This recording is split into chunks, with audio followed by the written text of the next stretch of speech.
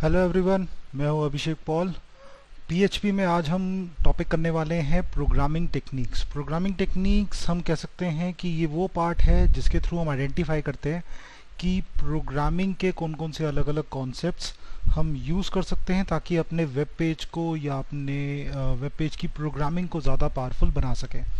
अब इनमें बहुत सारे अलग अलग टॉपिक्स होते हैं, लेकिन जिसमें से आज हम पहला टॉपिक जो शुरू करने लगे हैं, this is called selection statements. Selection statements या हम इनको चॉइसेस भी बोल सकते हैं, चॉइस मेकिंग, क्योंकि यहाँ पे चॉइस बिल्डअप करने का काम किया जाता है। अब ये चॉइस मेकिंग हमारे पास जब इम्प्लीमेंट होती है, इसको हम तीन सेक्शंस में डिवाइड कर लेते हैं, तीन पार्ट्स में या तीन अलग अलग टूल्स के अंदर डिवाइड कर लेते हैं।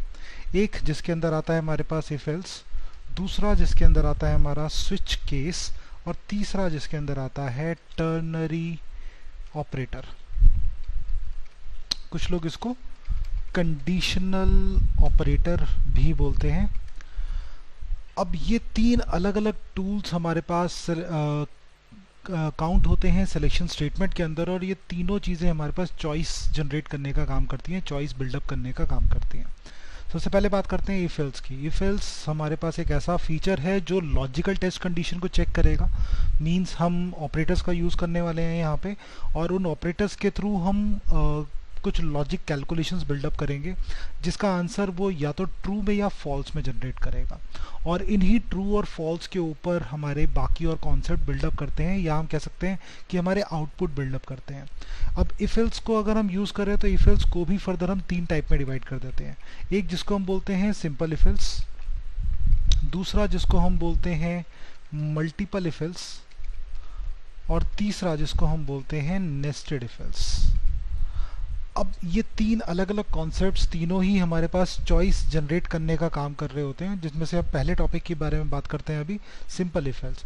Simple if else choice generate करेगा हमारे पास, जिसको लिखने का तरीका या सिंटेक्स कुछ इस टाइप का होगा कि इफ़ नाम के कीवर्ड के अंदर, एक ये हमारे पास प्री डिफाइंड कीवर्ड है, इस कीवर्ड के अंदर मैं ब्रैकेट में पास करूँगा एक कंडीशन। अब ये कंडीशन लॉजिकल टेस्ट कंडीशन होगी, जो कि कॉम्बिनेशन हो सकती है अरिथमेटिक ऑपरेटर्स का, रिलेशनल ऑपरेटर्स का और लॉजिकल ऑपरेटर्स का।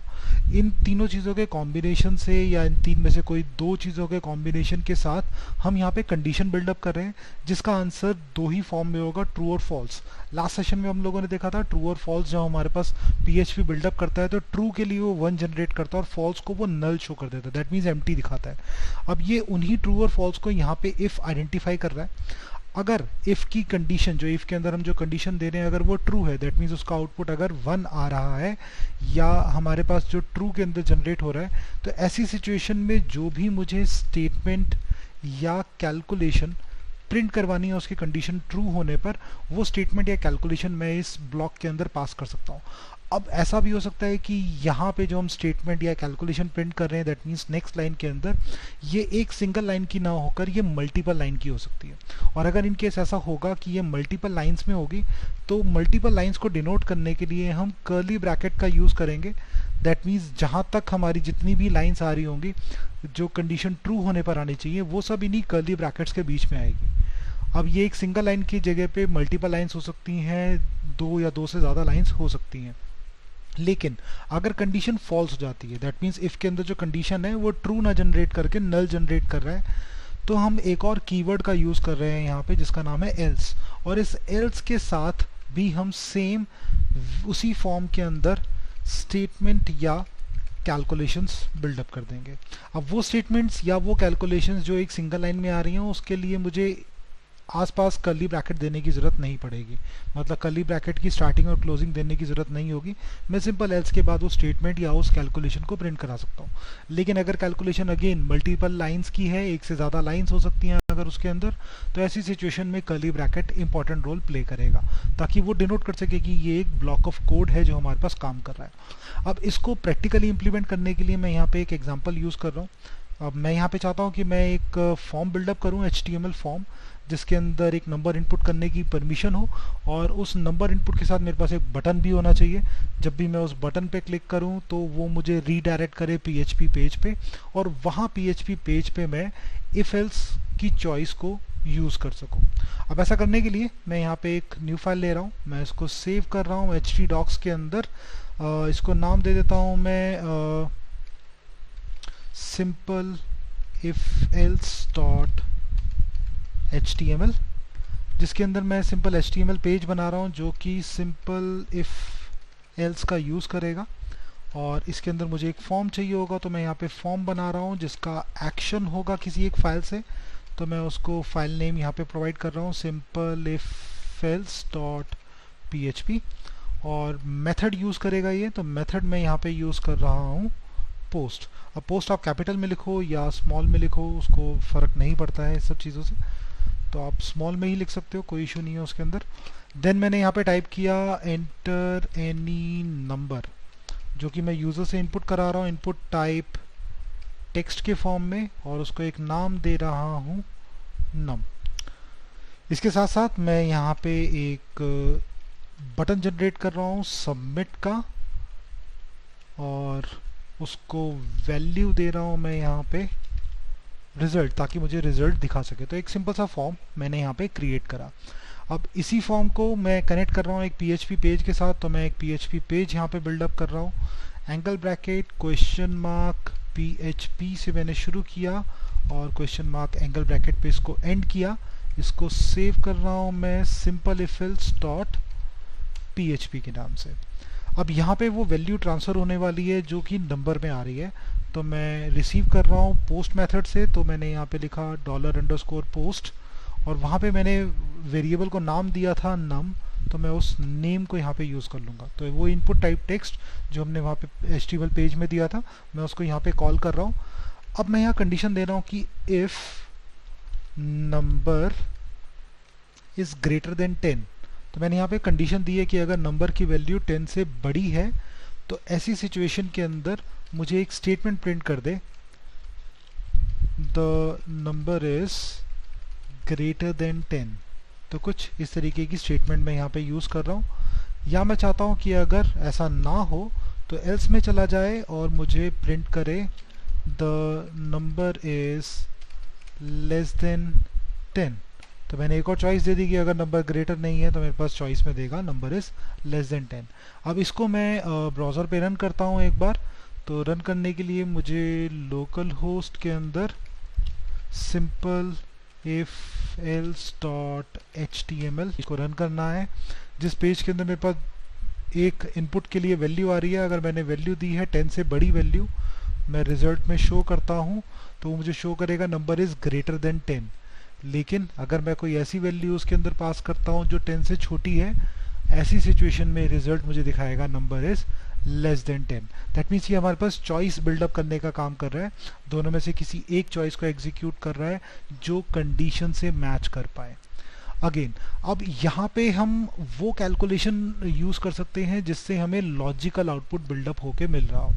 लाइक मैं एक एग्जांपल यहाँ पे यूज़ कर रहा हूँ कि मैं चाहता हूँ जो भी नंबर मैं उस HTML फॉर्म में डालूँ उसको चेक करे कि वो नंबर इवन है या ऑड।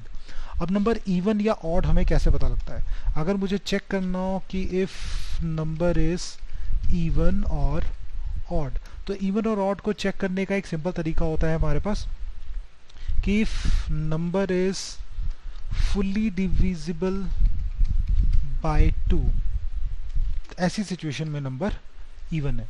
दैट मीन्स वो नंबर जो पूरी तरह से डिवाइड हो रहा होगा 2 से। अब डिवीजन के ऑपरेटर्स अरिथमेटिक ऑपरेटर में हमने करे थे, इसमें हमने दो ऑपरेटर्स यूज़ करे थे, एक स्लैश और एक मॉड्यूलस।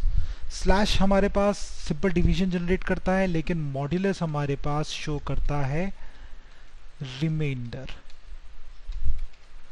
अब नॉर्मली अगर हम डिवाइड कर रहे हैं किसी नंबर को और मैं चाहता हूं कि उसका आउटपुट पूरी तरह से डिवाइड होके ही मिलना चाहिए, दैट मीन्स कंप्लीटली डिवीजन होना चाहिए, तो ऐसी सिचुएशन में रिमाइंडर होगा हमारे पास 0। तो हम यही कंडीशन यहाँ पे अपने इफ़ के अंदर बिल्डअप करेंगे। दैट मीन्स मैं 2 से उसको डिवाइड करने वाला हूँ, तो नंबर मॉड्यूलस 2, और इस मॉड्यूलस 2 के बाद जो इसका रिजल्ट है वो रिजल्ट होना चाहिए इक्वल्स टू 0। अब इसको अगर मैं बॉडमास रूल के अकॉर्डिंग इम्प्लीमेंट कर रहा हूँ तो मैं कुछ ऐसा कर सकता हूँ कि इनको मैं सेपरेट ब्रैकेट में रख सकता हूँ कि पहले इसका कैलकुलेशन करे और इस कैलकुलेशन का जो भी रिजल्ट आए उस रिजल्ट को कंपेयर करे कि वो इक्वल्स टू 0 होना चाहिए।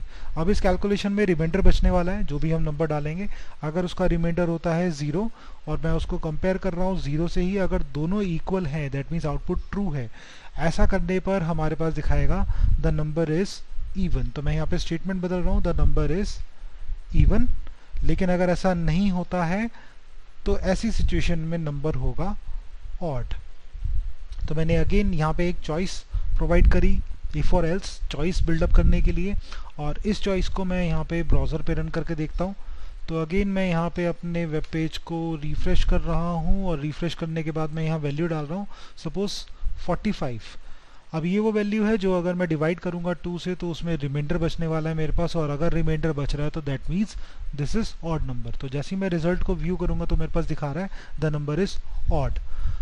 सेम ऐसे ही अगर मैं कोई ऐसा नंबर डालता हूँ जो कि इवन नंबर है, अगर मैं रिजल्ट में कैलकुलेट करता हूँ तो यहाँ ऐसी डिवीजन के अंदर रिमाइंडर हमारे पास 0 आने वाला है जो कि इवन नंबर को शो करेगा। तो यहाँ पे हमारे पास दिखा रहा है नंबर इज इवन।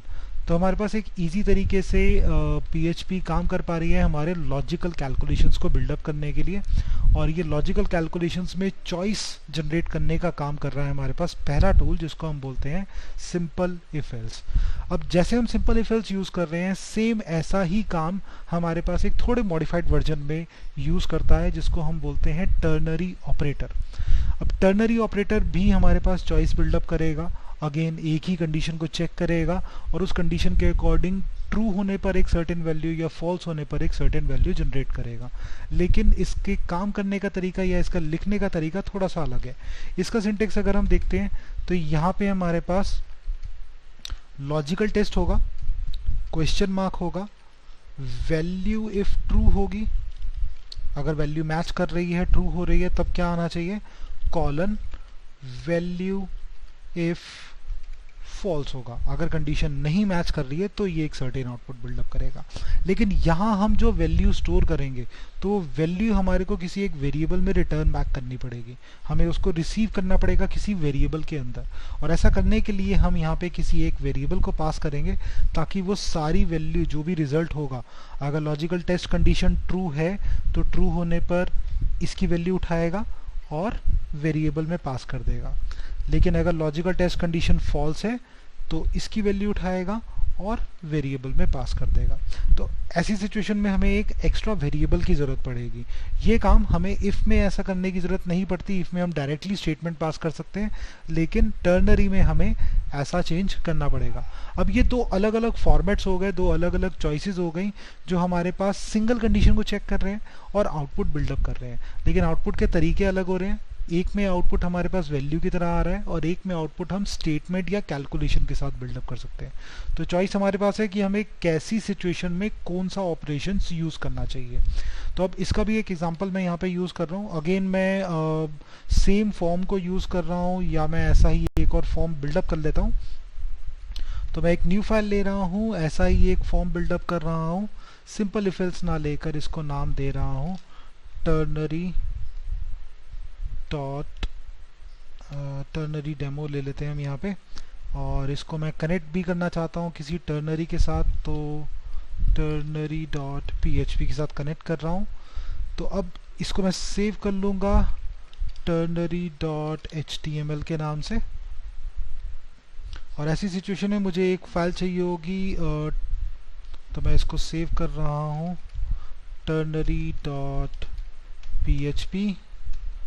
तो अब ये मेरे पास एक एम्प्टी फाइल है ternary.php जिसमें मैं एक कंडीशन चेक करने वाला हूँ। तो again angle bracket question mark PHP से मैं इसको स्टार्ट करूँगा, क्वेश्चन मार्क एंगल ब्रैकेट पे एंड करूँगा मैं इसको। यहाँ पे मैं एक नंबर नाम का वेरिएबल ले रहा हूँ जो कि मैं रिसीव करवा रहा हूँ पोस्ट मेथड के थ्रू num से। अब ये उसी HTML पेज से वैल्यू को पिक करके लेके आएगा।